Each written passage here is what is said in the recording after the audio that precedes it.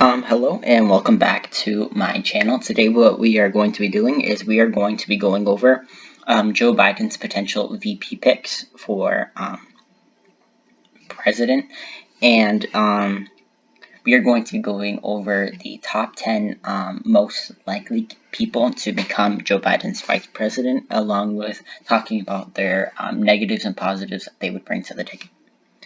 So up at number 10, we have Congresswoman Tulsi Gabbard. What I think her positives would be that in the 2020 Democratic primary, she showed that she could help win disaffected Trump voters. She's also quite a progressive herself, which could help win some Bernie Sanders supporters that would otherwise not vote or vote third party, or just write in Bernie Sanders as a candidate. Her military experience, along with her being a congresswoman, can help bring a lot to the ticket and solidify the ticket. But other than that, she has been known to become a divisive figure, going after Kamala Harris, the Clintons, the military-industrial complex. Generally, she does have quite a high disapproval rating, and it is because of those factors, because she has been attacked so much. But other than that, she has been proven to have a good relationship with Joe Biden, and for that reason, I have her up at number 10. For number 9, this may be posing as a shock, but I think that personally, Stacey Abrams is up at number 9. She hails from the state of Georgia, which is definitely going to be in play in 2020, and even more so in 2024. Other than that, I think that she could help definitely energize the black vote. She showed so in her 2018 gubernatorial race, and she has been proven to also talk and voice her opinions well, especially in her Democratic response to the State of the Union, which I believe was this year or last year. But however, I do think that she could pose some liabilities to the campaign, as she is actively campaigning for the vice presidential nomination, which can show on how she may be a little too much into trying to become, vice president or even president, showing at how she may be a little greedy. I'm not saying anything, but she also is not really well liked by progressives and Republicans, as she is a moderate voter herself, but she definitely has alienated those who aren't. But other than that, I do think that she is here at number 9. So up at number 8, we have Senator Tammy Duckworth from the state of Illinois. She herself has been in the military, and because of that, she has lost, I believe, both of her legs, which is definitely an inspirational story that can be told all across the campaign and can inspire a lot of voters. She is also a woman of color, which can help bring out minority turnout, and she is from the state of Illinois, which, as proven by 2008 and 2012, can definitely help win back the Midwest and the Rust Belt. Other than that, she isn't really too well known, and she has been in the Senate for quite a few years, so maybe that isn't the best thing, but just because of that, she is up at number 8. So up at number 7, again, maybe a little shock due to the current news coverage, but is Representative Val Demings from the state of Florida. So because she does hail from the state of Florida, she could definitely help push Biden over the edge in the state of Florida, which I personally believe is a pure toss-up this time around. She is black, which could help energize the black vote all across the country and win back states like Michigan, North Carolina, stuff like that.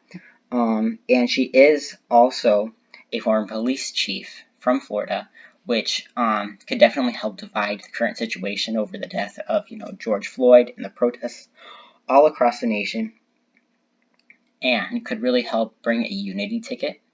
Other than that, she is still just a congresswoman, which can pose a lack of experience by her, and she is only really well known due to the fact that she was very outspoken against impeachment, well, not against impeachment, for impeachment of President Donald Trump, which ultimately did not get him evicted, and because of that, that can pose a little liability to the campaign.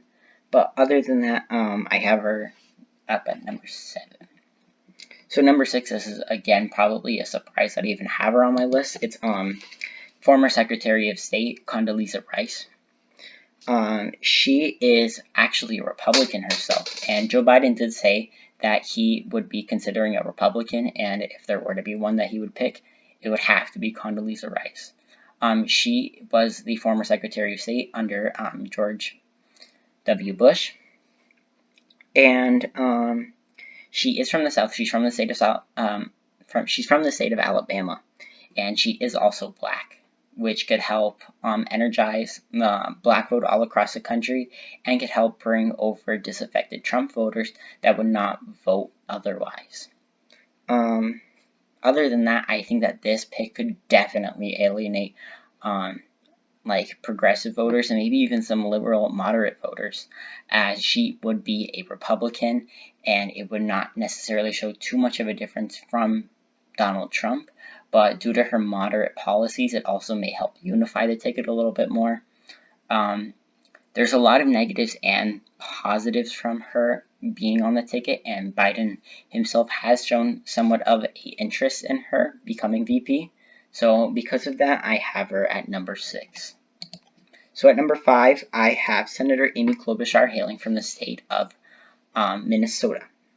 So she is an unapologetic moderate, and because of that, I think that that could definitely help show cohesion in the ticket, as their policies between Joe Biden and Klobuchar would align a lot. She's also from the state of Minnesota, which is in the Rust Belt, a key battleground, especially this time around after it went to Trump last time, so she could help flip the states back of Michigan, Wisconsin, and Pennsylvania, and help retain the state of Minnesota, which was super close last time. But other than that, I think that again, her attacks on progressives would definitely help. Well, would not help. It would definitely harm the ticket, not encouraging them to go out and vote. And she is not generally too liked by Republicans, and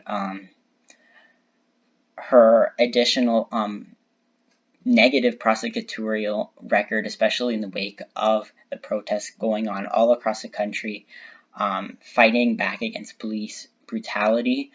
She does not have a good record whatsoever, and she is somewhat linked to the George Floyd murder, as she basically did not prosecute the one of the officers involved due to misconduct.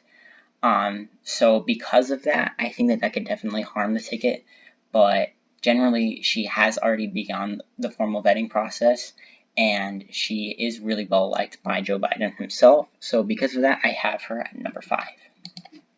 So at number 4, this is again a surprise for being on my list, but it is Senator Kyrsten Sinema, hailing from the state of Arizona.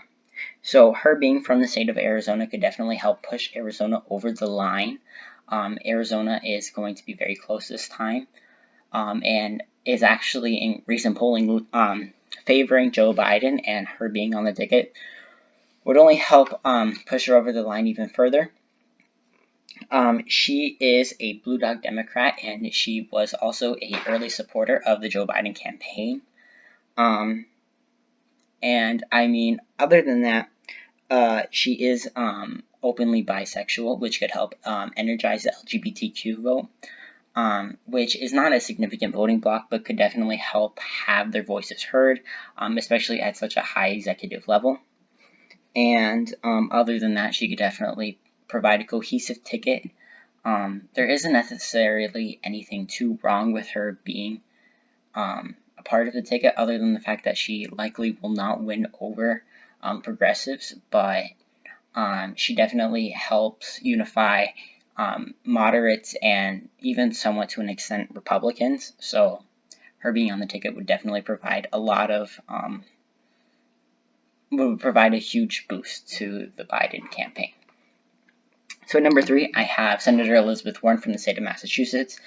Despite Massachusetts not really providing any electoral advantage, she would definitely help flip the Midwest, as she has proven to do well in there, especially in the primaries. And currently, she's actually the most popular candidate by the Democratic electorate to become vice president. And a lot of recent polling has also shown that if she was the VP, she would help boost the margins for Joe Biden significantly more so than any other candidate. She is also a progressive, however, which can help bring the progressive vote over, but can also maybe alienate some moderates and Republicans that would not appreciate her being on the ticket. And her former kind of feuds with Joe Biden, especially when Joe Biden was a senator and she was a Harvard law professor, that kind of dispute might easily be taken advantage of by the Trump campaign and be used as an effective ad against them already. But other than that, I think that Elizabeth Warren would prove to be a very successful running mate for Joe Biden, and because of that, I would put her at number 3. So at number 2, I have current Michigan Governor Gretchen Whitmer.